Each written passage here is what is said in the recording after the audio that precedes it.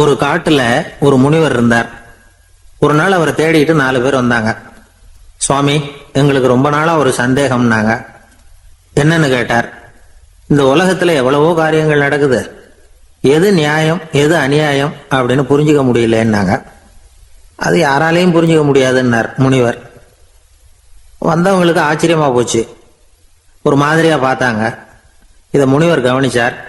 சரி, புறப்படுங்க என்னோடன்னார். எங்கன்னு கேட்டாங்க. இப்போ உங்க 4 பேரையும் ஒரு புஷ்பக விமானத்துல அழைச்சிட்டு போறேன். இந்த உலகத்துல சர்வசாதாரணமா நடக்கக்கூடிய ஒரு காட்சியை உங்களுக்கு காட்ட போறேன். நீங்க பார்க்க போற அந்த காட்சி நியாயமா அநியாயமா அப்படிங்கறத என்கிட்ட சொல்லணும். நீங்க சரியான பதில் சொன்னா புஷ்பக விமானத்துல தொடர்ந்து பிரயாணம் பண்ணலாம். தவறான பதில் சொன்னா இந்த புஷ்பக விமானம் உங்களை கீழே தள்ளி விட்டுரும் அப்படின்னார். 4 பேருக்கும் பயம்தான். இருந்தாலும் முனிவர் கூப்பிடுறாரு அப்படின்னு சொல்லி புறப்பட்டாங்க. அவங்க எல்லாரும் புறப்பட்டு ஒரு காட்டு வழியா போய்கிட்டு இருக்கிறாங்க புஷ்பக விமானத்துல. அங்க நடக்கிற ஒரு காட்சியை காட்டுறார் முனிவர். அதோ அங்க பாருங்கன்னார். அந்த விமானத்துல இருந்தபடியே எல்லாரும் கீழே குனிஞ்சு பாக்குறாங்க. அங்க ஒரு தாய் புலி அப்பதான் குட்டி போட்டிருக்கு. குட்டிகளை ஈன்ற உடனே பசிக்கு இறை தேடி அந்த பக்கமா வருது. அதே நேரம் ஒரு தாய் மான், அதுவும் அப்பதான் குட்டி போட்டிருக்கு. அதுவும் இதே மாதிரி குட்டிகளை ஈன்ற உடனே பசிக்கு இறை தேடி அந்த பக்கமா வருது. இப்ப அந்த புலி அந்த மானை அடிச்சு போட்டுடுது. அதுவும் சாப்பிடுது, குட்டிகளுக்கும் கொடுக்குது. இப்போ அந்த புலி குட்டிகள் முகத்துல மகிழ்ச்சி, தாயை இழந்த அந்த மான் குட்டிகள் முகத்துல துக்கம். இப்போ அந்த முனிவர் 4 பேர்கிட்டையும் கேட்கிறார், நீங்க இங்க பாத்தீங்களே, இதுல எது நியாயம் எது அநியாயம்? ஒவ்வொருத்தரா சொல்லுங்க. உங்க பதில் சரியில்லைன்னா இந்த விமானம் உங்களை கீழே தள்ளி விட்டுரும். சொல்லுங்க பார்க்கலாம்னார். முதல்ல ஒருத்தன் சொன்னான், அந்த புலி செஞ்சது சரிதாங்க. அது பசிக்கு அதுதான் ஆகாரம். தன்னுடைய பசிக்கு தானே இறை தேடிக்கிட்டுது. அதுல என்ன தப்பு? அவ்வளவுதான். அதனால புலி செஞ்சது நியாயம்தான் அப்படின்னா. அவ்வளவுதான், அந்த விமானம் அவனை அப்படியே கீழே தள்ளி விட்டுட்டுது. அதனால அவன் கொடுத்த பதில் சரியில்லை அப்படிங்கிறது புரிஞ்சு போச்சு. இப்ப 2வது ஆள் சொன்னான், புலி செஞ்சது பாவம், அந்த தாய்மான் என்ன தப்பு பண்ணிச்சு? இப்ப அந்த குட்டிகளுக்கு யாரு ஆதரவு? அதனால புலி செஞ்சது அநியாயம் அப்படின்னா. அவ்வளவுதான், அவனையும் கீழே தள்ளி விட்டுடுது அந்த விமானம். இந்த பதிலும் சரியில்லை அப்படின்னு ஆயிட்டுது. இப்ப 3வது ஆள் வந்தான். முதல்ல 2 பேர் கீழே விழுந்ததை பார்த்துக்கிட்டு இருந்தான். அதனால அவன் சொன்னான், ரெண்டுமே நியாயம்தாங்க. புலி இறை தேடினதும் இயற்கை, அதுக்கு மான் இறையானதும் இயற்கை. அதனால இதுல ஒன்றும் தப்பு இல்லைன்னா. அவ்வளவுதான், அவனையும் அந்த விமானம் கீழே பிடிச்சி தள்ளி விட்டுது. இப்ப 4வது ஆள் வந்தான்.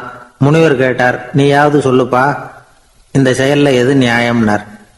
அவன் தெளிவா பதில் சொன்னான். அதாவது என்ன சொன்னான்னா, எனக்கு தெரியல அப்படின்னா. அவனை விமானம் கீழே தள்ளல, சௌரியமா அழைச்சிட்டு போட்டுது. இவனும் பிரயாணம் சௌக்கியமா பண்ணானான். ஆக இதுதான் சரியான பதில்ங்கிறத முனிவர் உணர்த்தினார். இந்த காலத்து ஆள் ஒருத்தன் ஒரு பெரியவரை தேடி வந்தான். ஐயா, ஒரு சந்தேகம்னா. என்ன உன்னுடைய சந்தேகம்னார். பகுத்தறிவுன்னா என்ன, விதின்னா என்ன அப்படின்னு கேட்டான். இதுக்கு அவரு, இப்போ உன்னுடைய வலது கால தூக்குன்னார். தூக்கினான். சரி, இப்போ உன்னுடைய வலது கால கீழே இறக்காம உன்னுடைய இடது காலையும் தூக்குன்னார். தூக்கினான். பொத்துன்னு கீழே விழுந்துட்டான். பெரியவர் சொன்னார், உன்னால ஒரு காலை தூக்க முடிஞ்சுது, அதுதான் பகுத்தறிவு. 2 கால்களையும் ஒரே சமயத்துல தூக்குனா அடிபடும், அப்படிங்கிறது தான் விதி அப்படின்னு விளக்கம் கொடுத்தார். இவன் தன்னுடைய விதியை நொந்துகிட்டே இடுப்பை பிடிச்சுக்கிட்டு அங்கிருந்து நடந்து போயிட்டானான். ஒரு ஊர்ல ஒரு கோயில் இருந்தது. ரொம்ப பழைய கோயில். உள்ள போறதுக்கே பயமா இருக்கும். எந்த நேரத்துல இடிஞ்சு விழுந்துருமோ அப்படிங்கிற பயம். அப்படி இருந்ததுனால யாரும் துணிஞ்சு சாமி கும்பிடுறதுக்கு அங்க போறதில்லை. கோயிலுக்கு வர்ற கூட்டம் கொஞ்சம் கொஞ்சமா குறைய ஆரம்பிச்சுட்டுது. கோயில் நிர்வாகிகள் எல்லாரும் கூடி உட்காந்து பேசினாங்க. என்ன பண்ணலாம்னு யோசனை பண்ணாங்க. எந்த இடம் மோசமா இருக்கோ அந்த இடத்த பழுது பார்த்தாங்க. அங்க எங்க வர்ணத்தை பூசி கொஞ்சம் அழகுபடுத்தி பார்த்தாங்க. ஏதோ இந்த ஊர்ல கோயில்னு ஒண்ணு இருக்கு, அது மக்களுக்கு தெரியணும் அப்படிங்கிறதுக்காகத்தான் அப்படிலாம் பண்ணாங்க. இருந்தாலும் கோவில் இருக்கிற நிலைமை மக்களுக்கு தெரியும். அதனால அங்க வர்றது குறைச்சிக்கிட்டாங்க அவங்க. ஒரு கட்டத்துல யாருமே வர்றதில்லை. நிலைமை அந்த அளவுக்கு ஆயிட்டுது. மறுபடியும் கோவில் நிர்வாகிகள் கூட்டம் நடந்தது. இந்த கூட்டம் கூட கோயிலுக்கு உள்ள நடக்கல, இடிஞ்சு விழுந்துருமோங்கிற பயம் அதனால வெளியில தான் உட்காந்து கூட்டத்தை நடத்தினாங்க. ஏன்னா உள்ள போறதுக்கு அவங்களுக்கும் துணிச்சல் கிடையாது. எந்த நேரமும் விழுந்துரும் போல இருந்தது அது. அது வழியா போறவங்க கூட வேகமா அந்த இடத்த கடந்து போக ஆரம்பிச்சிட்டாங்க. கோவில் நிர்வாகிகள் வெளியில உட்காந்து கூட்டம் போட்டாங்க இல்லையா, அந்த கூட்டத்துல 4 தீர்மானங்களை நிறைவேற்றினாங்க. அது என்ன 4 தீர்மானம்னா, முதல் தீர்மானம், இந்த கோவிலை இடிப்பது அப்படிங்கிற முடிவை இந்த கமிட்டி மிகவும் வருத்தத்துடன் ஏற்றுக்கொள்ளுகிறது அப்படின்னு நிறைவேற்றினாங்க. இதுக்கு பதிலா இன்னொரு கோவிலை உடனடியாக கட்டி முடிச்சுடணுங்கிறது 2வது தீர்மானம். 3வது தீர்மானம் என்ன தெரியுமா? பழைய கோவிலின் கதவுகள், அதிலிருந்து பிரிச்சு எடுக்கிற செங்கல், இதையே புது கோவில் கட்டுவதற்கு பயன்படுத்தி கொள்ள வேண்டியது. பழைய கோவில் இருந்த மாதிரியே அதே வடிவத்தில் புது கோவிலையும் கட்ட வேண்டியது. பழைய கோவிலின் அஸ்திவாரத்தை அப்படியே வச்சுக்கிட்டு அதுக்கு மேல நாம கோவிலை கட்டிக்க வேண்டியது. இதுதான் 3வது தீர்மானம். இதையும் கமிட்டி முழு மனசோட ஏத்துக்கிட்டது. இது வரைக்கும் சரி. இப்ப அந்த கமிட்டி 4வதா ஒரு முக்கியமான தீர்மானத்தை கொண்டுகிட்டு வந்து அதையும் ஏகமனதா நிறைவேற்றி விட்டது. அது என்ன தீர்மானம்னா, புதிய கோவில் கட்டி முடிக்கிற வரைக்கும் பழைய கோவிலை இடிக்கிறதில்லை அப்படிங்கிற தீர்மானம். எப்படி இருக்குது பாருங்க இது. பழசை இடிக்காத வரையில அதே இடத்துல புதுசா எப்படி கட்ட முடியும்? ஒரு ரயில் வேகமா போயிட்டு இருக்கு. அது ஒரு ரயில்வே ஸ்டேஷன்ல கொஞ்ச நேரம் நின்னுது. அப்போ அதுல ஒரு ஆள் ஏறினார். தலையில ஒரு மூட்டையை வச்சிருந்தார். மூட்டையை தலையில சுமந்துக்கிட்டே உள்ள வந்தாரு. மூட்டையை தலையில சுமந்துக்கிட்டே ஒரு இடத்துல உட்கார்ந்தார். ரயில் மறுபடியும் புறப்பட்டது. இவர் தன் தலையில இருந்த மூட்டைய கீழே இறக்கி வைக்கணும்ல, வைக்கல, சுமந்துக்கிட்டே வர்றார். எதிரில் உட்கார்ந்துருந்தவர் கேட்டார், ஏங்க ஏன் இப்படியே உட்கார்ந்துருக்கிறீங்க தலையில மூட்டையை வச்சுக்கிட்டு? மூட்டையை கீழே இறக்கி வைக்கலாமே அப்படின்னார். வேணாங்க, பாவம், தலையில இருக்கிற மூட்டையை இறக்கி ரயில்ல வச்சா ரயிலுக்கு பாரம் அதிகமா இருக்கும் அப்படின்னார் அவரு. இப்படி ஒரு ஆளை பார்த்தா நமக்கு சிரிப்பு தான் வரும். ஏன்னா ரயில்ங்கிறது அந்த மூட்டையையும் சேர்த்து சுமந்துக்கிட்டு தான் போகுது. அவன் அந்த மூட்டையை தலையில வச்சிருந்தாலும் ஒண்ணுதான், தரையில வச்சிருந்தாலும் ஒண்ணுதான். அதனால ரயிலுக்கு எந்த மாற்றமும் ஏற்பட போறதில்ல. ஒரு சீடன் போதி தர்மரை நாடி வந்தான். குருவே, நீங்கள் என்ன வெறுமையாக இருக்க சொன்னீங்க, நான் இப்ப மறுபடியும் வெறுமையானவன் ஆகிட்டேன், அதனால இப்ப என்ன செய்ய சொல்றீங்க என்ன அப்படின்னு சொல்லி நின்னான். உடனே அந்த குரு பக்கத்துல இருந்த ஒரு குச்சியை எடுத்து அவன் தலையில அடிச்சு, போய் அந்த வெற்றுத்தன்மையையும் வீசி எறிந்து விட்டு வா அப்படின்னார். நம்மால் ஒருத்தன் தலையில ஒரு பெரிய மூங்கில் கூடையோட ரயில்ல உட்கார்ந்தான். கூடை தலையில இருந்தது, கீழே இறக்கி வைக்கல. எதிரில் இருந்தவர் கேட்டார், ஏங்க எதுக்காக அதை அனாவசியமா சுமந்துகிட்டே இருக்கீங்க, கீழே இறக்கி வைங்களேன்னார். இல்லைங்க, நான் வீட்டை விட்டு புறப்படும் பொழுதே என் பையன் சொல்லிவிட்டான் கூடைய தலையை விட்டு இறக்கக்கூடாதுன்னு அப்படின்னார். அவன் சின்ன பையன், விவரம் இல்லாம சொல்லியிருப்பான். இப்ப என்ன நேர்ல வந்தா பாத்துக்கிட்டு இருக்கிறான், நீங்க இறக்கி வைங்கன்னார் அவர். அவன் நேர்ல பாத்துக்கிட்டு இல்ல, இருந்தாலும் நான் இந்த கூடையை கீழே இறக்கி வச்சா அது அவனுக்கு தெரிஞ்சிரும் அப்படின்னாரு இவர். அது எப்படின்னார் அவர். அவன் தனக்கு டிக்கெட் வாங்க வேணாம்னு சொல்லி இப்ப இந்த கூடைக்குள்ளதான் உட்கார்ந்துருக்கிறான் அப்படின்னார் இவர். ஒரு ஊர்ல ஒரு மன்னர் இருந்தார். அழகான அரண்மனையில அவர் இருந்தார். அந்த அரண்மனையை விட அழகா ஒரு மாளிகையை அந்த ஊர்லயே வேற ஒருத்தன் கட்டியிருந்தான். அப்படி கட்டி முடிச்சதுல அவனுக்கு ரொம்ப பெருமை. எத்தனையோ செல்வந்தர்கள்லாம் பார்த்துட்டு, இந்த மாளிகையை விலைக்கு கொடுத்துடுறியா, எவ்வளவு விலை சொன்னாலும் சரி நாங்க வாங்கிறதுக்கு தயாரா இருக்கோம் அப்படின்னு சொல்லி கேட்டு பார்த்துட்டாங்க. நான் இதை விற்கிறதுக்கு தயாரா இல்லை அப்படின்னு சொல்லிவிட்டான். அவ்வளவு சிறப்பா கலை அம்சத்தோடு அதை கட்டி முடிச்சிருக்கிறான். அதுவே ஒரு பெரிய அரண்மனை மாதிரி இருந்ததுன்னா பாத்துங்களேன். சுற்றிலும் அழகான பூந்தோட்டம். ஒரு நாள் அவன் எங்கேயோ வெளியூர் போயிட்டு திரும்பி வந்துகிட்டு இருக்கிறான். அப்போ அந்த மாளிகை தீப்பெட்டி எரிஞ்சுக்கிட்டு இருக்கு. பதறி போட்டான். விலைக்கு கேட்டவங்க யாராவது இதை செஞ்சிருக்கணும், இல்லைன்னா மன்னரே செய்த சதியே என்னவோ, இப்படிலாம் அவனுக்கு சந்தேகம். ஒரு மூலையில உட்காந்து அழ ஆரம்பிச்சுட்டான். அந்த சமயத்துல அவனுடைய மகன் அங்க ஓடி வந்தான். அப்பா அழாதீங்க, இதை நான் நேற்று ராத்திரியே நம்ம ஊர் மன்னருக்கு வித்துட்டேன். இதை கட்டி முடிக்க நமக்கு எவ்வளவு செலவாச்சோ அதை போல 3 மடங்கு விலைக்கு வித்துட்டேன், கவலைப்படாதீங்க, இதை விட அழகான மாளிகையை நாம புதுசா கட்டிக்கலாம்னா. இதை கேட்டதும் அழுதுகிட்டு இருந்தவன் அழுகையை நிறுத்தினான், சிரிக்க ஆரம்பிச்சுட்டான். இதே இடத்த நான் மன்னர்கிட்ட இருந்து விலைக்கு வாங்குவேன், இதை விட அழகான மாளிகையை கட்டுவேன் அப்படின்னு சுத்தி நின்ன எல்லார்கிட்டையும் சொல்லிக்கிட்டு இருந்தான். இந்த சமயத்துல அவனோட இளைய மகன் ஓடி வந்தான். அப்பா, அண்ணன் சொன்னதெல்லாம் சரிதான். மன்னர்கிட்ட விலை பேசினதெல்லாம் உண்மைதான். ஆனா வித்தது பேச்சு அளவுல தான். இனிமேதான் பத்திரம் வாங்கணும், எழுதணும், நீங்க கையெழுத்து போடணும், பதிவு பண்ணணும், மன்னர்கிட்ட பணம் வாங்கணும். அதுக்காகத்தான் உங்களை எதிர்பார்த்துக்கிட்டு இருந்தோம். அதுக்குள்ள இப்படி ஆயிட்டுதுன்னா. இப்ப சிரிச்சுக்கிட்டு இருந்தவன் சிரிப்பை நிறுத்தினான். மறுபடியும் குழந்தை மாதிரி அழ ஆரம்பிச்சுட்டான். 104 வருஷத்துக்கு முன்னாடி போடுவோம். இதே தேதி, இதே மாசம், இதே நாள். என்ன இந்த நேரம் இவர் விவேகானந்தர் என்ன பண்ணிட்டு இருக்காருன்னா, தரையில ஒரு விரிச்ச படுக்கையில படுத்திருக்கிறார். ஒரு சீடர் அவர் தலைக்கு விசிறியால விசிறிக்கிட்டு இருக்கிறார். அதாவது அதுதான் அவருடைய வாழ்க்கையினுடைய கடைசி நாள்.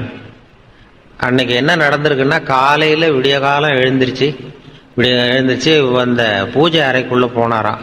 தன்னுடைய பூஜை அறைக்குள்ள போய் கதவு ஜன்னல்லாம் சாத்திக்கிட்டார். 3 மணி நேரம் தியானத்துல இருந்திருக்கிறார். தியானத்துல இருந்துட்டு அதுக்கப்புறம் வெளியில ஒரு வாக்கிங், ஒரு கொஞ்ச தூரம் அப்படி தோட்டத்துல உலாவி விட்டு வந்திருக்கிறாரு. வழக்கமா அவர் எப்போதும் தனியா தான் உட்காந்து சாப்பிடுறதா அந்த பூஜை அறையில எப்போதும். அன்னைக்குன்னு பார்த்து அந்த ராமகிருஷ்ணருடைய சீடர்கள், தன்னுடைய சீடர்கள் எல்லாரையும் கூப்பிட்டு வச்சுக்கிட்டு அந்த சீடர்களோட சேர்ந்து சாப்பிட்டு இருக்கிறார் அன்னைக்கு காலையில. இதெல்லாம் கொஞ்சம் வித்தியாசமா நடந்திருக்கு அன்னைக்கு. அதுக்கு பிறகு மத்தியானம் 1 மணியிலிருந்து 4 மணி வரைக்கும் இந்த வடமொழி பிரம்மச்சாரிகளுக்கு வடமொழியில இலக்கண பாடம் நடத்தி இருக்கிறாரு. மத்தியானம் 1 மணியிலிருந்து 4 மணி வரைக்கும். அதெல்லாம் ஒழுங்கா நடந்திருக்குது. அதுக்கப்புறம் சாயந்தரம் பூஜைக்கு மணி அடிச்சிருக்கிறாங்க. மணி அடிச்ச உடனே கிடுகிடுன்னு உள்ள போயிருக்கிறார். போய் அங்க தியானம் 1 மணி நேரம் தியானம் பண்ணியிருக்கிறாரு. தியானம் பண்ணிவிட்டு அதுக்கப்புறம் கொஞ்ச நேரம் ஏதோ அந்த தரையில விரிச்ச விரிப்புல படுத்திருக்கிறார். படுத்துட்டு ஒரு சீடரை கூப்பிட்டு, ஒரு விசிறி மட்டை இருந்தா கொண்டுகிட்டு வா அப்படின்னு கொண்டுட்டு வந்தார். தலைப்பக்கம் விசிறுன்னு இருக்காரு. படுத்ததும் தலைப்பக்கம் விசிறிக்கிட்டு இருக்கிறார். அந்த சீடர் கவனிச்சுக்கிட்டே இருக்கிறார் என்னன்னு. அவர் பாட்டுக்கு சுகமா படுத்திருக்கிறார். ஒரு கட்டத்துல லேசா அந்த கை மட்டும் லேசா அப்படி நடுங்கினது மாதிரி தெரிஞ்சுதான். அடுத்தது ஒரு 2 தடவை மூச்சை நல்லா இழுத்து விட்டது மாதிரி தெரிஞ்சிருக்குது. அவ்வளவுதான், அந்த ஆன்மா பிரிஞ்சுட்டுது. இதுதான் அங்க நடந்ததுன்னு சொல்லி ஒரு சம்பவம் அந்த மடத்துல கேள்விப்பட்டேன். ஆனா இது அப்ப அவருக்கு வயசு 35 வயசு, 5 மாசம் 24 நாளாம். சரியா சொல்ல போனா 39 வயசு 5 மாசம் 24 நாள் அன்னைக்கு. அந்த இறந்த நேரம் 9 மணின்னு நான் அங்க கேள்விப்பட்டேன். அப்புறம் சார் சொன்னார் அது 8 மணி அப்படின்னு சொல்லி இப்ப இங்க சொன்னார். அது இப்படி இந்த வரலாற்று குறிப்புகள்ல சில நேர குறிப்பு எது சரி எது தவறுங்கிறது நமக்கு தெரியல. இது கேள்விப்பட்டது அந்த கடைசி நாள் அவருடைய வாழ்க்கை அப்படிதான் முடிஞ்சது அப்படிங்கிறது தான் நான் பார்த்துட்டு வந்தது. அப்படி சொல்லுவாங்க. அமெரிக்கா அந்த செப்டம்பர் 11 மறக்கவே முடியாது. விவேகானந்தர் பேசினதும் செப்டம்பர் 11, அந்த வர்த்தக கோபுரம் விமானம் இடிச்சதும் செப்டம்பர் 11. அதுக்கப்புறம் 100 வருஷம் கழிச்சு இது நடந்த ஒரு அதிர்ச்சி. இது ஒரு துன்ப அதிர்ச்சி, அது ஒரு இன்ப அதிர்ச்சி. அன்னைக்கு விவேகானந்தர் பேசினது. விவேகானந்தர் அங்க போறப்போ கூட அவரு முடிவு பண்ணல திடீர்னு. அதாவது வெளிநாட்டுல சர்வமத மகாசபை கூட்டம் நடக்குது சிகாகோவில். அதுக்கு போகலாமா வேண்டாமாங்கிற ஒரு குழப்பம். போகலாம்னு நினைக்கிறாரு. அவருக்கு என்ன சந்தேகம்னா, நான் போறேன்னு என் மனசு நினைக்குது, இது என்னுடைய எண்ணமா, அந்தராத்மாவினுடைய எண்ணமா, இது கடவுளுடைய சித்தமா இல்லை என்னுடைய ஆசையா அப்படிங்கிறத புரிஞ்சுக்க முடியலையா. இப்ப நமக்கெல்லாம் ஒரு ஆசை வந்ததுன்னா இது நம்ம ஆசையா கடவுளுடைய சித்தமா இது அப்படிலாம் நினைச்சிட்டு இருக்க மாட்டோம். ஏதோ அவருக்கு இந்த வெளிநாடு போகணுங்கிற எண்ணமே இது நானா நினைக்கிறேனா இல்ல ஆண்டவன் நினைக்க வைக்கிறானா அப்படிங்கிற அந்த குழப்பத்துலதான் கொஞ்ச நாள் இருக்கிறாரு. அதுக்கு பிறகு அந்த குழப்பத்திலே ஒரு நாள் கனவு கண்டாரா. கனவுல குருதேவர் ராமகிருஷ்ணர் கடல்ல போய் இறங்குறது மாதிரி தெரிஞ்சிருக்கு. கரையிலேருந்து கடல்ல போய் இறங்கி அங்க போய் நின்றுகிட்டு வான்னு கூப்பிட்டாராம் அவரை. இவர் உடனே இறங்கி போனதும் அவர் கையை பிடிச்சு அழைச்சிட்டு போறது மாதிரி ஒரு கனவு. கடல் கடந்து போறதுக்கு ஏதோ குருதேவருடைய ஆசி இருக்குங்கிறத புரிஞ்சுக்கிட்டார்.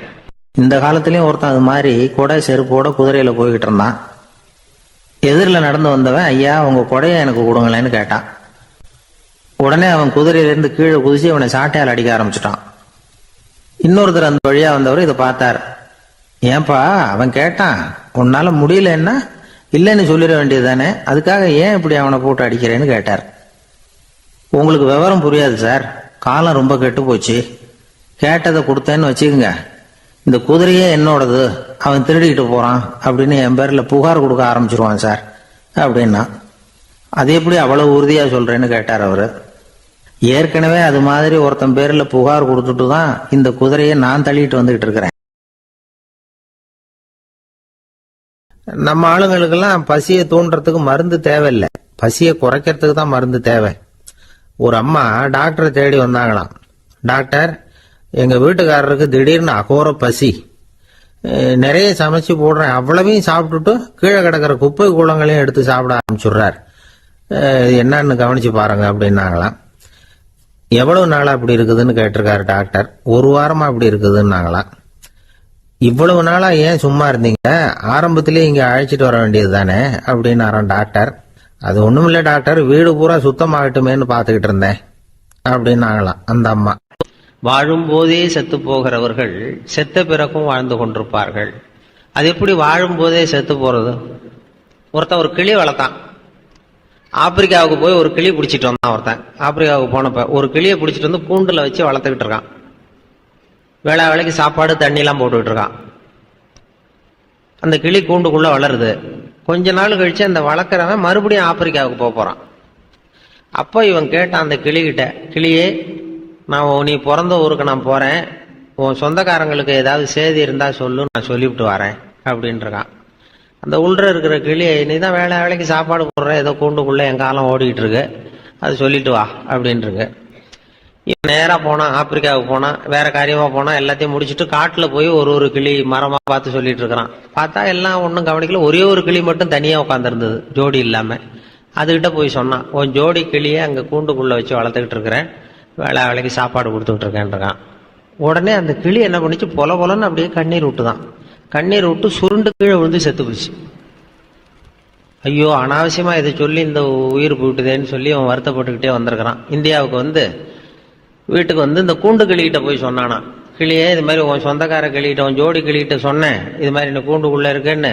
உடனே பொலன்னு கண்ணீர் விட்டது, அப்படியே சுருண்டு விழுந்து செத்து போச்சு அப்படின்னு அதை சொல்லியிருக்கிறான். சொன்ன உடனே இது என்ன பண்ணுச்சு, இதுவும் கூண்டுக்குள்ளேயே பொலன்னு கண்ணீர் விட்டு சுருண்டு விழுந்து செத்து போச்சு கூண்டுக்குள்ளேயே. அனாவசியமா 2 உயிர் போயிட்டுதேன்னு சொல்லி அப்புறம் கூண்டை திறந்து, இனிமே இதை வச்சுக்கிட்டு என்ன பண்றது, எடுத்து தூக்கி எறிஞ்சான். தூக்கி எறிஞ்சா படப்படன்னு ரெக்கை அடிச்சுட்டு போய் உட்காந்துக்கிட்டது மரத்துல, அது சாவல. அங்க போய் உட்காந்துக்கிட்டு சொல்லிச்சான், இந்த கூண்டுக்குள்ளே இருந்து தப்பிக்கிறதுக்கு என்ன வழிங்கிறத உன் மூலமா என் ஜோடி கிளி செய்தி சொல்லி அனுப்பிச்சுது. அதுவும் அங்க சாவல. கூண்டுக்குள்ளே இருந்து தப்பிக்கிறதுக்கு இதுதான் வழி. என்ன வழின்னா, வாழும்போதே செத்து போக கற்றுக்கொள், நீ கூண்டுக்குள்ளிருந்து தப்பித்துக் கொள்ளலாம். அந்த கிளி வாழும்போதே செத்து போனது இந்த கூண்டுக்குள்ள, இப்போ செத்த பிறகும் வாழ்ந்து கொண்டிருக்கிறது. மனிதனுடைய வாழ்க்கையே களிப்பில் தொடங்கி மகிழ்வில் தொடர்ந்து ஆனந்தத்தில் முடிய வேண்டும் அப்படிமா. அது எப்படி ஆனந்தத்தை அடையிறது என்னன்னா, விவேகானந்தர் சொன்னதுதான், அடுத்தவங்களுக்கு உதவுங்கள். ஒருத்த வந்து என்னால நிம்மதியா இருக்க முடியல சார், எனக்கு என்ன காரணம்னு புரியல, நீங்க தான் வழி சொல்லணும்னு ஒரு ஆசிரமத்துக்கு போய் ஒரு இது மாதிரி சாமி மாதிரி ஒரு பெரியவர்கிட்ட போய் கேட்டிருக்கான். அந்த ஆசிரமத்துல பெரியவர் சொன்னாரு, நான் உனக்கு உன் நிம்மதிக்கு வழி வேணுமா, உனக்கு நான் சொல்றேன், வா இங்க படு, ராத்திரிக்கு இங்க தங்கிடு, காலையில உனக்கு சொல்றேன் அப்படின்னு ராத்திரி சாப்பாடுலாம் போட்டு ஒரு பாயை போட்டு தலைவாணி கொடுத்து படுத்துக்கடா அப்படின்னு படுக்க வச்சுட்டார். நிம்மதியா படுத்துவனான், ஏன்னா நல்ல சாப்பாடு போட்டு நல்ல காத்து படுத்துவங்கிட்டான். காலையில இவர் வந்தார், சாமியார் வந்தார். இவன் படுத்துவனை தட்டி எழுப்பினாரே, எழுந்துடுறான்னு எழுந்திரிச்சான். என்ன ராத்திரி பூரா நிம்மதியா படுத்துவனையா? நிம்மதியா தூங்கினேன் சாமி அப்படின்றான். அந்த தலைவாணியை தூக்கு அப்படின்னா தலைவாணி எடுத்தா ஒரு நல்ல பாம்பு அப்படியே படம் உள்ள இருந்து, ராத்திரி பூரா உள்ள ஒரு நல்ல பாம்பு இப்படி படத்தை கொத்த வருது. அப்படியே அலறி அடிச்சுட்டு ஓடி வந்துட்டான். அப்ப இவர் இந்த சாமியார் சிரிச்சுட்டு சொன்னாராம், ராத்திரி பூரா அந்த நல்ல பாம்பு உன் தலையணைக்கு அடியில் தான் இருந்தது, நான் தான் கொண்டாந்து வச்சேன். ராத்திரிக்கு பூரா உன் தலைக்கு அடியிலேயே ஒரு நல்ல பாம்பை வச்சுக்கிட்டு உன்னால எப்படி நிம்மதியா இருக்க முடியுது அப்படின்னு கேட்டிருக்காரு. நிம்மதியா தூங்கினேங்கிற, ஆனா உன் தலைக்கு ஒரு அடி பக்கத்திலே நல்ல பாம்பு இருக்கு, எப்படி நிம்மதி உனக்கு கிடைச்சது? அது இருந்தது எனக்கு தெரியாது, என் மனசு அதுல இருந்து விலகி இருந்தது, அதனால நிம்மதியா இருந்தேன் அப்படின்றான். அப்பதான் அவர் சொன்னார், அவனுடைய மனது எதுல இருந்து விலகி இருக்கிறதோ அதுல இருந்து உனக்கு நிம்மதி கிடைக்கும். சமாதி நிலைங்கிறது ஒரு பெரிய ஆன்மீகத்துல அவங்க பெருசா சொல்றாங்க. அது 14 வயசுலயே விவேகானந்தருக்கு வந்துட்டுதுன்னு சொல்லி குறிப்புகள் சொல்லுது. அது அவங்க அப்பா ஏதோ ராய்ப்பூர்ல இருந்தாராம், விவேகானந்தருடைய அப்பா. அதாவது அப்பா நரேந்திரன் பேரு, இவங்க அம்மாவோட ஒரு மாட்டு வண்டியில் போயிட்டு இருந்தாராம். அவங்க அப்பாவை பார்க்கறதுக்கு ரொம்ப தூரம் மாட்டு வண்டியில் போகணும். அப்படி போகும்பொழுது ஒரு காட்டு பாதை போயிட்டு இருக்கும்பொழுது, பெரிய காட்டு பாதை, ரெண்டு பக்கம் பெரிய பெரிய மலை சிகரம், உயரம் ஆகாயத்தை தொடர்றது மாதிரி ரெண்டு சிகரங்கள். அது ரெண்டு மலை நெருங்கி இருக்கு. அதுல அந்த தேன் கூடு கட்டியிருக்கு. ரெண்டு மலையை இணைச்சி பெரிய தேன் கூடு கட்டியிருக்குது. இந்த இயற்கையினுடைய வினோதத்தை பார்த்து இவர் என்னமோ அதிசயத்தை ஒரு பரவச நிலைக்கு போயிட்டாராம் விவேகானந்தர் 14 வயசுல. அதுதான் அவர் முதல்ல அவருடைய நிலை. அதை சமாதி நிலைன்னே சொல்லி பின்னாடி எல்லாரும் அந்த குறிப்புல அது சொல்றாங்க. சமாதி நிலைங்கிறது ரொம்ப பெரிய விஷயம். பெரியவங்களுக்கெல்லாம் அது ரொம்ப காலம் கழிச்சு ஏற்படுறது. ராமகிருஷ்ண பரமஹம்சர்கிட்டயே அவருடைய படத்தையே ஒருத்தர் ஓவியர் வரைஞ்சாராம். ராமகிருஷ்ணர் படத்தையே ஒருத்தர் ஓவியர் வரைஞ்சி அவர்கிட்டயே கொண்டு போய் காட்டியிருக்காரு. ராமகிருஷ்ணர் படத்தை வரைஞ்சி அவர்கிட்டயே கொண்டு போய் படத்தை காட்டியிருக்காரு ஓவியர். இவர் ராமகிருஷ்ணர் என்ன பண்ணாரு, அது தொட்டு கும்பிட்டாராம். நல்லா இருக்குன்னு சொல்லி தொட்டு கும்பிட்டுருக்காரு. இவருக்கு ஆச்சரியம் எல்லாருக்கும், என்னது உங்க படத்தையே தொட்டு கும்பிடுறீங்க அப்படின்னு கேட்டதுக்கு அவர் சொன்னாராம், இது என்னுடைய படமா இருந்தா நான் தொட்டு கும்பிட்டுருக்க மாட்டேன், நீ என்னுடைய சமாதி நிலையை படமா வரைஞ்சிருக்கிற, என்னுடைய சமாதி நிலையை நீ படமாக வரைந்திருக்கிறாய், அது உயர்ந்த நிலை, அது நாம் வணங்க வேண்டியது, அதனால தான் தொட்டு கும்பிட்டேன் அப்படின்பா. இப்ப ஒரு பெரிய வேலைக்காரன், ஒரு பெரிய செல்வந்தர், அவர் வீட்டுல வேலைக்காரன், அவர் ஒரு கோயில்ல பூஜை பண்ணணும், நாளைக்கு ஒரு வாழைத்தார் வாங்கிட்டு வாடான்னு அந்த வேலைக்காரன்ட்ட சொல்றார். வாழைத்தார் பூஜை பண்றதுக்கு சாமிக்கு. இவன் அந்த ஏழை வேலைக்காரன் போய் கடையில ஒரு வாழைத்தார் வாங்கிட்டு வந்திருக்கான். வரும்பொழுது அவன் வீட்டு வழியா வந்திருக்கான், குடிசை வழியா. வீட்டுல குழந்தை கத்திக்கிட்டு இருக்கு. அவன் குழந்தை வாழ் கத்து பசியால கத்திக்கிட்டு இருக்கு. உள்ள போய் பார்த்தா பொண்ணு இல்ல, பசி தாங்காம குழந்தை கத்துது. இவன் என்ன பண்ணா, சரி ஒரு தார் இருக்கு, இதுல ஒரு பழத்தை பிச்சு கொடுத்தா இதுல என்ன குறைஞ்சிட போகுதுன்னு சொல்லி ஒரு பழத்தை பிச்சு அந்த குழந்தைக்கு கொடுத்தான். பசியோட அந்த குழந்தை அது சாப்பிட்டு அப்புறம் தூங்கிட்டுது. நிம்மதியா பசி போச்சு. இவன் மெதுவா கொண்டு போய் தெரியாம கொண்டு போய் முதலாளிகிட்ட கொடுத்துட்டான். மறுநாள் பூஜையில கொண்டு போய் வைக்கிறதுக்கு பாக்குறாங்க, அவ்வளவு பழமும் அழுகி இருக்கு, தாறு பூரா. உடனே அவருக்கு சந்தேகம் வந்துட்டுது, ஏதோ தப்பு நடந்து போச்சு, தெய்வ குத்தம் நடந்துட்டுது, இது என்னடா பண்ண நேத்துன்னு சொல்லி கேட்டா அவன் உண்மையை ஒத்துக்கிட்டான். நான் வரும்பொழுது குழந்தை பசியோட கத்திக்கிட்டு இருந்தது, என் புள்ள ஒரு பழத்தை பிச்சு கொடுத்துட்டேன் அப்படின்னு தான் அவருக்கு கோவம் வந்துடுது. அடிச்சுட்டார். அப்படியே இருந்தாலும் வேற பழமாவது வாங்கி கொடுத்துருக்கலாம், சாமிக்குன்னு வாங்கிட்டு வந்த பழத்தை கொண்டு போய் கொடுத்தேடா, உனக்கு புத்தி இருக்கான்னு திட்டினாராம். சரி என்ன பண்ணது, போய் மன்னிப்பு கேட்டாராம். அப்புறம் சாமிகிட்ட, சுவாமி கடவுளே என்னை மன்னிச்சுங்க, உங்களுக்காக வாங்கிட்டு வந்ததை ஒரு குழந்தைகிட்ட கொடுத்துட்டான், இது எல்லாம் வீணா போச்சு அப்படின்னு. அப்ப அந்த கடவுள் சொன்னாராம், அப்படி இல்லப்பா, நீ வாங்கிட்டு வந்த ஒரு தார் பழத்துல நல்ல பழம் ஒன்னே ஒண்ணுதான், அதை நேத்தே நான் சாப்பிட்டுட்டேன் அப்படின்னாராம். நேத்து கொண்டு போய் இந்த குழந்தை வாயில வச்சிருக்கிறான் பாருங்க, அது அந்த கடவுள் வாயில வச்சது மாதிரி. நேத்தே நான் சாப்பிட்டுட்டேன் அந்த நல்ல பழத்தை, மற்றதெல்லாம் பிரயோஜனம் இல்லாத பழம்னு சொன்னாராம். இததான் விவேகானந்தர் சொல்றாரு, நீ கடவுளுக்கு செய்யணும்னா இப்படி ஏழை ஒரு பசியால வாழற குழந்தைக்கு கொண்டு போய் கொடு, அது நேரா கடவுளுக்கு போய் சேர்ந்துரும். அது மாதிரி கடவுள் நமக்கு உதவி பண்ணாலும் மனுஷ உருவம் தான், நாம அதுக்கு பண்ணாலும் இப்படிதான் பண்ணணும். ஒரு ஏழைக்கு உதவி செய்யறது, இல்லாதவங்களுக்கு கஷ்டம், அப்படித்தான் கடவுளுக்கு போய் சேர். கடவுள்கிட்டே போய் நம்ம ஒன்றும் பண்றது இல்லை. இதுதான் அவர்கள் அந்த விவேகானந்தருடைய இது. ஒருத்த ஒரு காய்கறி வாங்கறதுக்கு 100 ரூபா பணத்தை எடுத்துட்டு போனான் மார்க்கெட்டுக்கு. 100 ரூபா பணத்தை எடுத்துட்டு போறான். அவனுக்கு பிடித்தமான காய்கறியை வாங்கினான். வாங்கி பையில எல்லாத்தையும் போட்டுக்கிட்டு பையில பாக்குறான், பணத்தை காணோம். 100 ரூபா பை ஓட்டா இங்கே விழுந்துட்டு வழியில. ஆசையா வாங்கின காய்கறியை திருப்பி அவன்கிட்ட கொடுத்துட்டு வெறும் பையோட வரான். ஏன்னா 100 ரூபா பணம் இங்கே விழுந்துட்டு. போய் அழுதுகிட்டே போறான். அன்னைக்கு பூரா அவனுக்கு நிம்மதி இல்லை, ராத்திரியும் தூங்கல. ஏன் என்னாச்சுன்னு அந்த அம்மா கேட்குது, வீட்டுல எல்லாம் போயிட்டுது போ அப்படின்னு சொல்லி படுத்துட்டான். அன்னைக்கு தூக்கமே இல்லை, 100 ரூபா நாசமா போயிட்டுதேன்னு. அதே போல கொஞ்ச நாள் கழிச்சு மறுபடியும் அதே மாதிரி 100 ரூபாயோட போயிட்டு இருக்கான் காய்கறி வாங்க ஒரு தடவை. அப்போ ஒரு குழந்தை அழுதுகிட்டு இருக்கு, பசியால கத்திக்கிட்டு இருக்கு. உடனே இவன் அந்த குழந்தைய 2-3 குழந்தைகள் கத்திக்கிட்டு இருக்கு, அதை அழைச்சிட்டு போய் அதுக்கு சாப்பாடு வாங்கி கொடுத்து எல்லாத்தையும் இந்த 100 ரூபா பணத்துக்கு இவன் காய்கறி வாங்க போனது, அது சாப்பாடுலாம் வாங்கி கொடுத்துட்டு இப்பவும் வெறும் பையோட வர்றான். காய்கறி வாங்க முடியல, வாங்கி கொடுத்துட்டு வந்துட்டான். இப்பவும் வெறும் பையோட வந்து, ஏன் இப்பவும் 100 ரூபா தொலைஞ்சு போச்சா அப்படின்னு கேட்டிருக்கேன் அந்த அம்மா. ஆமா இப்பவும் போயிட்டுது, பணம் செலவு போயிட்டுதுன்னு இருக்கான். அப்போ அந்த நடந்த விஷயத்த சொல்லியிருக்கான். அப்ப அந்த வீட்டுக்காரம்மா சொல்லிச்சான், நீ முன்னாடி ஒரு தடவை போனப்பயும் 100 ரூபாய இழந்திருக்க, இப்ப போனப்பயும் 100 ரூபாய இழந்திருக்க, ரெண்டுமே இழப்பு தான். அன்னைக்கு நீ அன்னைக்கு தூக்கம் கெட்டு போச்சு, உனக்கு தூங்கவே முடியல, அழுதுகிட்டு இருந்த. இன்னைக்கு நீ நிம்மதியா தூங்குற, இன்னைக்கு என்ன ரெண்டு இழப்புக்கும் என்ன வித்தியாசம் அப்படின்னு கேட்டுதான். அப்பதான் அவன் யோசிக்க ஆரம்பிச்சிருக்கிறான். அப்ப அந்த அம்மாவே சொல்லிச்சான், அதாவது பொருள்கள் நம்ம இழந்து விட்டால் அது துன்பம், நாம் பொருள்களை இழந்து விட்டால் அது இன்பம். அதாவது பொருள் நம்மை விட்டு விலகி போகுது. அதுல முதல்ல பொருள் இவனை விட்டு விலகி போச்சு. ரெண்டாவது இவன் பொருளை விட்டு விலகிறதுக்கு தயாரா இருந்தான், விலகனான். இந்த நுணுக்கத்தை தான் ஆன்மீகம் நமக்கு போதிக்குது. ரெண்டுமே இழப்பு தான். இந்த ரெண்டாவது இழப்பை தான் விவேகானந்தர் வலியுறுத்துறார். இப்படி இழக்கிறதுக்கு தயாரா இருங்கோ அப்படிங்கறது அவர் சொல்லி கொடுக்குற நுணுக்கம் தான். இப்ப ஒரு ரயில்ல போயிட்டு இருக்கான் ஒருத்தன். ஒரு ரயில்ல போயிட்டு இருக்கும்போது ரொம்ப ஆசையா அவனுக்கு இந்த செருப்பு விதவிதமா போட்டுக்கிறதுல ஆசையா எங்கெங்கயோ தேடி பிடிச்சி அவன் எதிர்பார்த்த செருப்பு கிடைச்சிட்டுது. காலணிகள் வாங்கிட்டு வந்துட்டான். வாங்கிட்டு இதுக்காகவே செலவு பண்ணிட்டு போய் ஒரு ஊர்ல வாங்கிட்டு திரும்பி ரயில்ல வந்துகிட்டு இருக்கிறான். அந்த அழகான அவன் எதிர்பார்த்த காலணிகள் செருப்போட அதை ரொம்ப பெருமையா எதிரில் உட்கார்ந்துருந்தவர்கிட்ட காட்டியிருக்கான். தப்பார், எங்கேயுமே கிடைக்காது இந்த செருப்பு, இதை நான் போய் இதுக்காக செலவு பண்ணிட்டு நான் போய் வாங்கிட்டு வரேன் இந்த ஊர்ல அப்படின்னு இப்படி காட்டிட்டு இருக்கும்போது தவறி போய் ஒரு செருப்பு வெளில விழுந்துட்டுது. ரயில்ல விளையாட்டா காட்டிட்டு இருக்கும்போது தவறி போய் கை தவறி வெளியில விழுந்துட்டுது. ஒரு சின்ன அதிர்ச்சி, முதல் வினாடி ஒரு அதிர்ச்சி அவனுக்கு. ஏன்னா ஆசையா வாங்கிட்டு வந்த செருப்பு ஒண்ணு போயிட்டு, உடனே அடுத்த வினாடி பக்கத்துல இன்னொரு செருப்பு இருந்ததுல அதையும் தூக்கி வெளில போட்டான். ஏன்டா போட்டான்னா, அது இப்போ ஒருத்தனுக்கு ஒரு செருப்பு இருந்தா யாருக்குமே பிரயோஜனப்படாது, எனக்கும் உபயோகப்படாது. உடனே இன்னொன்னு போட்டா அதை எடுக்கிறவனுக்கு ரெண்டும் உபயோகப்படும்ல, அதனால தூக்கி போட்டேன்ட்டான். இப்ப அந்த முதல் செருப்பு இழந்தது ஒரு வகை, அது அவனுக்கு அதிர்ச்சியை உண்டு பண்ணுச்சு. ரெண்டாவது செருப்பு இழந்தான் பாருங்க, அது அவனுக்கு நிம்மதியை உண்டு பண்ணுச்சு. இதுதான் இந்த ரெண்டு இழப்புக்கும் உள்ள வித்தியாசம்.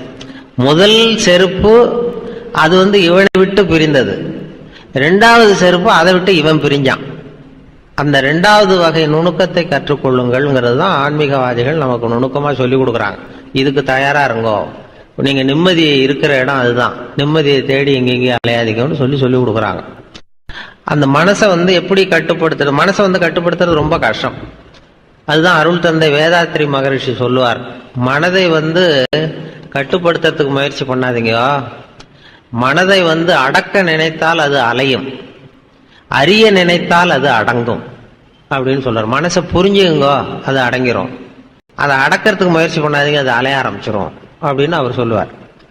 அந்த மனசு அவ்வளவு கஷ்டப்படுத்தும் நம்மளை. மனசை கட்டுப்படுத்துறது ரொம்ப கஷ்டம். ஒரு பையன், நான் மனசை கட்டுப்படுத்துறது என்ன சார் பெரிய காரியம்னு இந்த காலத்து பையன் வருதேன், நான் கட்டுப்படுத்துறது என்ன பெரிய விஷயம் அப்படின்ட்டு கிளம்புனா, போய் நேரா அங்கிருந்தா மனசு சிந்தனையெல்லாம் செதறுது, நடு காட்டுல போய் யாரும் இல்லாத இடத்துல போய் உட்காந்துக்கிறேன், மனசை கட்டுப்படுத்த போறேன்னு ஒரு மரத்தடியில போய் உட்காந்துட்டான். காட்டுல உட்காந்துட்டு அப்படியே நிற்கிறான், மனசை கட்டுப்படுத்துறான். பார்த்தா ஒரு ஒரு ஒரு ஒத்தையடி பாதை, அதுல ஒரு டான்ஸ் ஆடுற பொண்ணு போயிட்டு இருக்கு. அங்க ஒரு டான்ஸ் ஸ்கூல் நடக்குது எங்கேயோ, அந்த வழியா 8 மணிக்கு காலையில அது போகுது அந்த ட்ரெஸ்ஸோட. அது டான்ஸ் ஸ்கூல் போல இருக்கு. இது என்னடா இங்க காட்டுக்கு வந்தோம், இங்கே நமக்கு தொந்தரவா இருக்க அப்படின்னு சொல்லி பார்த்து என்ன பண்ணா, ஒரு துணியை எடுத்து கண்ணை கட்டிவிட்டான். இனிமே கட்டிட்டு, கண்ணு தானே தொந்தரவா இருக்கு, இனிமே மனசை கட்டுப்படுத்துறேன் பார் அப்படின்னு உட்காந்தான். மறுநாள் காலையில 8 மணிக்கு அது காலில் இருக்கிற சலங்கை சத்தம் கேட்டிருக்கு, ஜல் ஜல்லுன்னு அந்த வழியா போறது. இது ஏதரா இதுவும் தொந்தரவா இருக்கு அப்படின்னு சொல்லிவிட்டு இன்னொரு துணியை எடுத்தான், காதையும் கட்டிவிட்டான்.